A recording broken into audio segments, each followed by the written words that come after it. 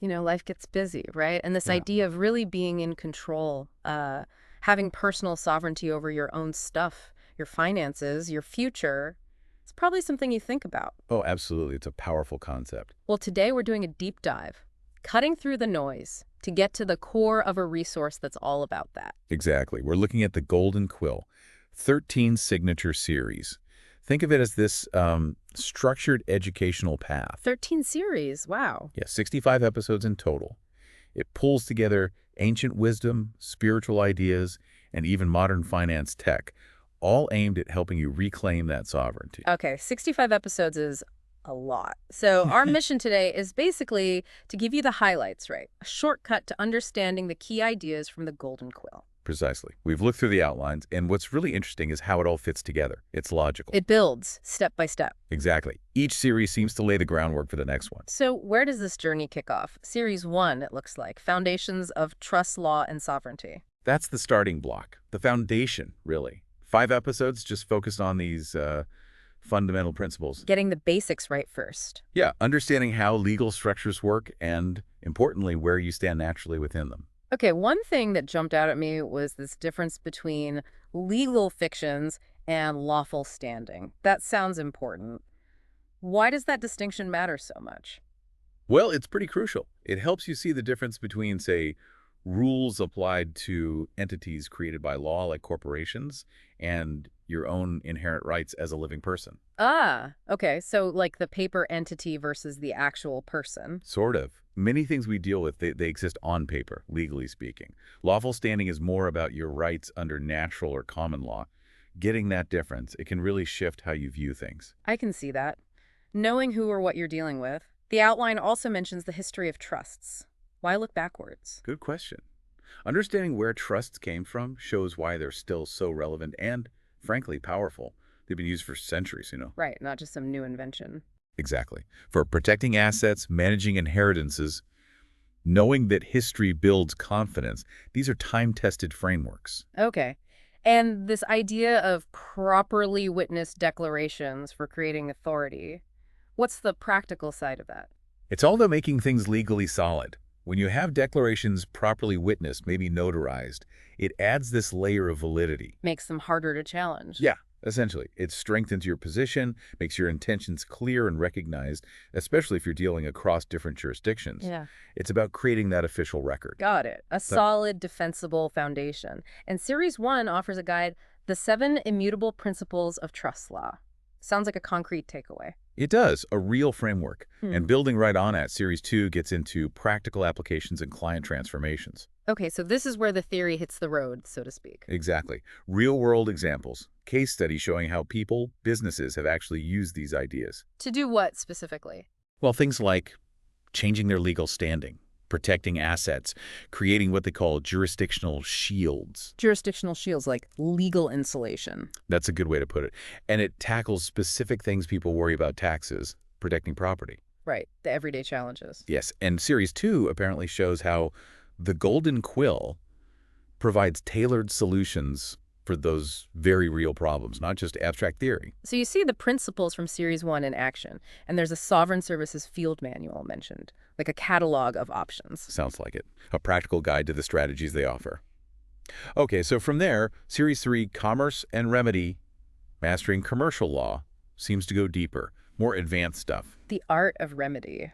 That sounds intriguing. What does that mean here? Well, the idea is that commercial law, contracts, agreements, it underpins so much of our modern world, right? True.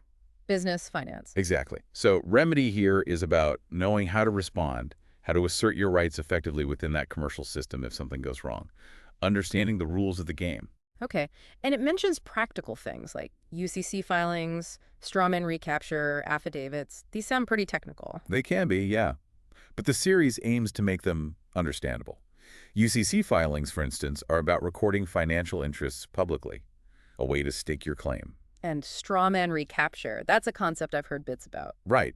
It relates to the idea of a separate legal identity, sometimes linked to your birth certificate. This series explores how understanding that might play into sovereignty, and affidavits are just sworn statements for presenting facts. So it's about learning the tools of commercial law for self-protection. And the private remedy blueprint, is that the how-to guide for this? Seems like it. A resource for implementing these commercial strategies. Now, Series 4 takes a really interesting turn.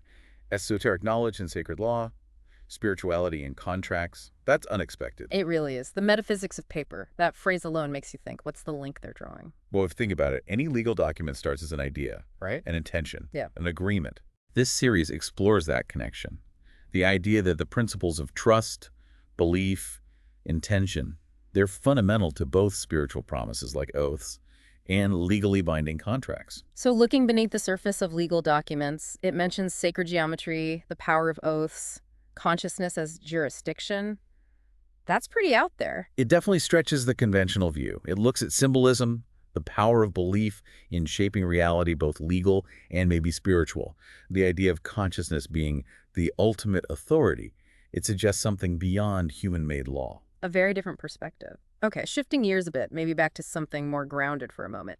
Series 5, Financial Innovation and Asset Protection. Tokenized assets, BOLI, blockchain. This sounds cutting edge. It absolutely is. This is about using modern tech to supercharge traditional trust structures for better protection, better growth, especially now everything's going digital. Right, so let's unpack those. Tokenized assets in a trust. What does that actually mean for someone? Okay, imagine taking an asset like, say, a piece of real estate or art or even intellectual property and creating a digital token that represents ownership of it, all within the trust structure. Huh.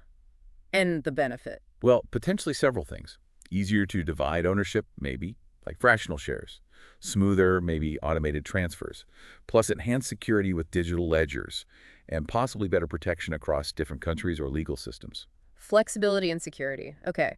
Then BOI bank-owned life insurance. Isn't that usually for big banks?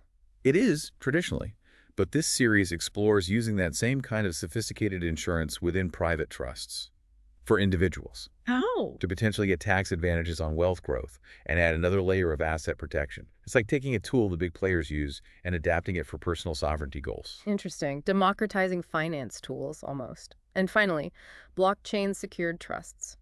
How does blockchain help a trust? It's about security and proof.